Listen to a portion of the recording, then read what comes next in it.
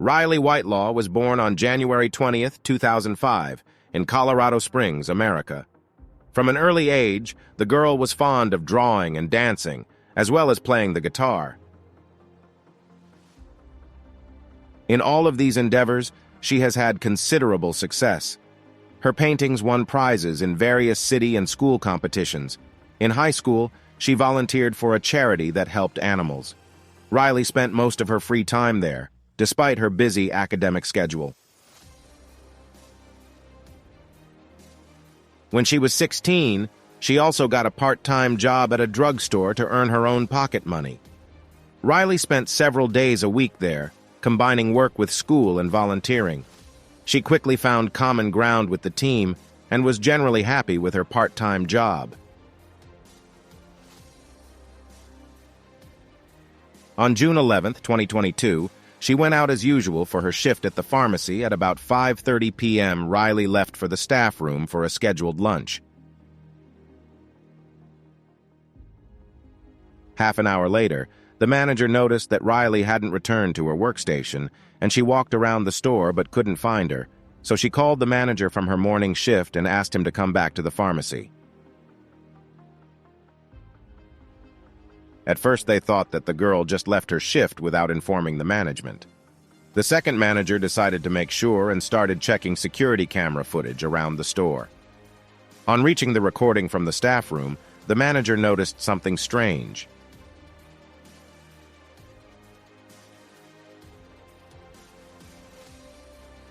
A few hours earlier, another employee had stacked boxes of products on top of each other so that the resulting structure completely blocked the surveillance camera, which was suspicious because this room was not intended for storing goods at all. The manager also noticed that the windows of the employee room were covered with paper and duct tape, and the man distinctly remembered that none of this was in place during his morning shift.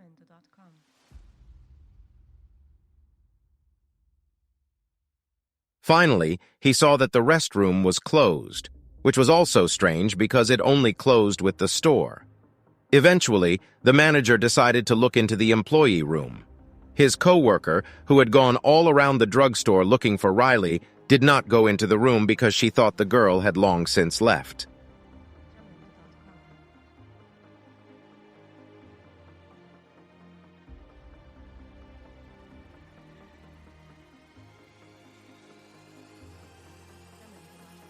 Eventually, the manager went there at about 7 p.m., and to his horror, he saw Riley's body there with a lot of blood on the floor, and the man immediately called the police. Investigators began examining the crime scene and immediately realized they were dealing with a murder. The first thing they did was talk to the managers, who told them about the strange recordings and the taped-up windows, and the detectives immediately asked them for the name of the employee who had covered the security cameras with boxes. He was 28-year-old Joshua Johnson, except that the pharmacy didn't have it anymore.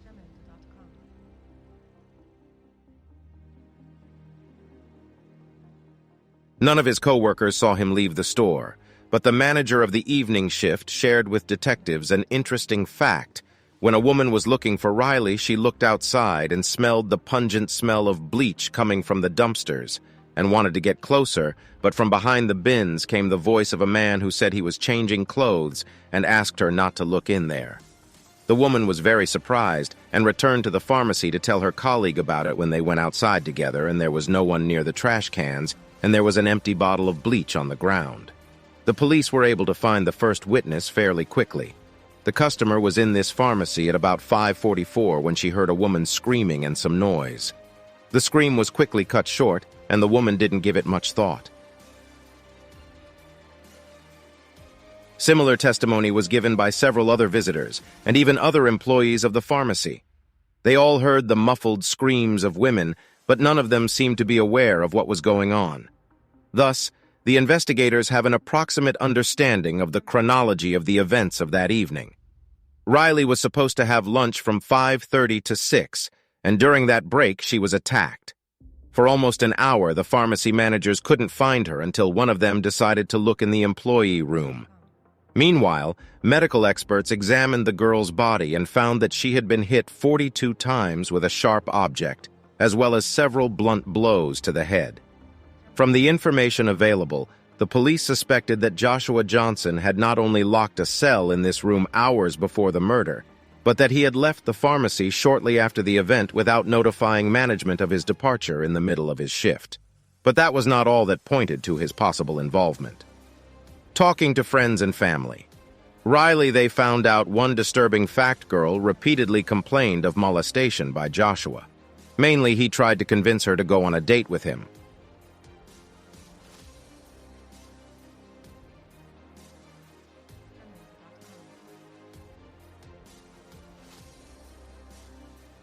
And he was constantly giving various personal compliments, which made the girl uncomfortable. At the time she started working there, she was 16 and Joshua was 27.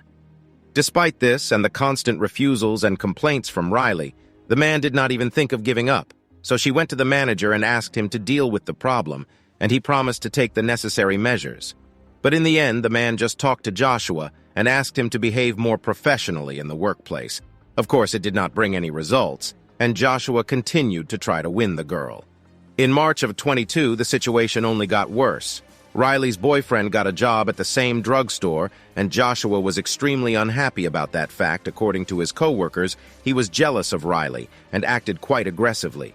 To make matters worse, all three worked the same shifts at the end of May. Just weeks before the murder, Riley went back to her management and asked them to change her work schedule so it didn't overlap with Joshua's shifts, explaining that his behavior was getting worse and working with him was simply impossible.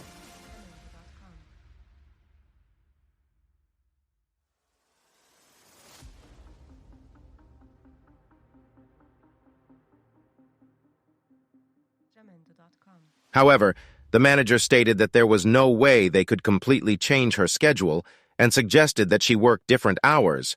But with fewer hours, even though it meant a significant reduction in wages, Riley agreed a few days before the murder. She went back to the manager and asked for more hours of work.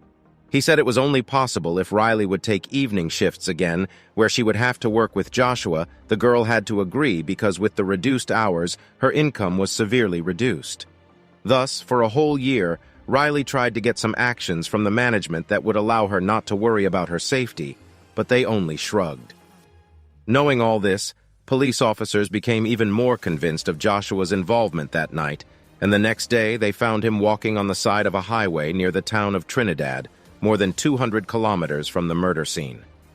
Once they stopped and approached Joshua, the officers noticed scratches on his face, neck, and arms. In addition, there were traces of blood on his clothes, and he did not offer any resistance and went with them to the station. Meanwhile, detectives were able to locate Joshua's car left under the railroad trestle.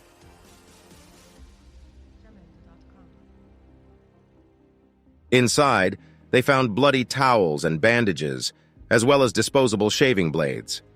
According to police, Joshua tried to cut his own hair, but only partially succeeded, and there were no mats in the car.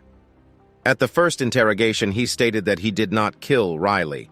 According to Joshua, that day he went into the staff room and saw the girl on the floor in blood, and an unknown man with blue eyes was standing over her armed with a knife. He attacked him, and as a result of a short struggle, Joshua received all these scratches. At some point, he managed to escape. The detectives asked why he did not call the police and did not tell anyone what had happened. Joshua's answer was very strange. He said that the killer knew his home address, so he got scared and decided to keep quiet. Of course, the investigators were in no hurry to believe in this dubious story. The surveillance cameras did not record any strangers who could enter the staff room opposite. On the recording, it was clearly visible that Joshua himself was blocking the view of the camera with boxes. When asked why he did this, the man began to deny it despite unconditional evidence. Later, he slightly changed his version and said that he went into the staff room, slipped on a pool of blood, stained his clothes, and went home to change.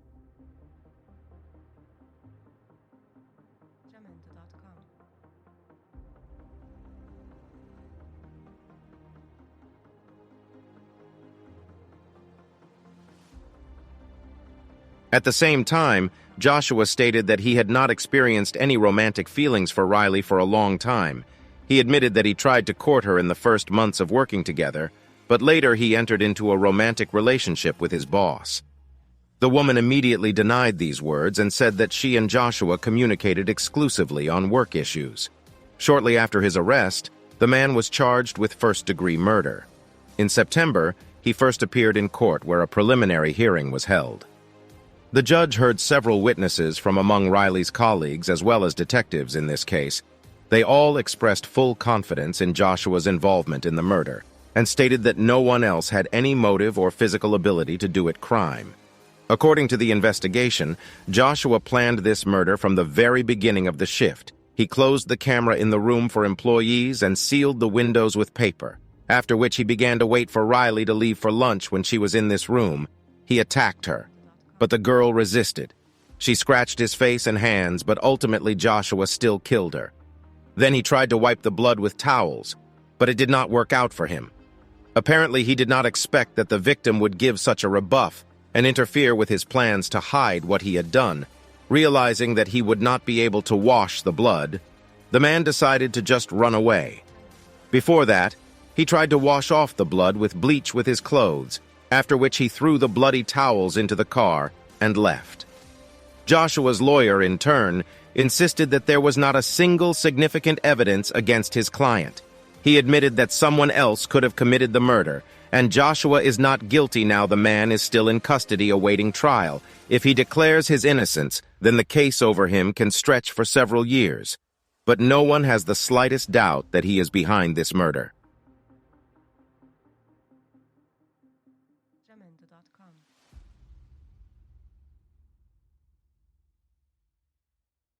With his ridiculous versions, he only strengthened the suspicions against him. However, Joshua is not the only one blamed for Riley's death.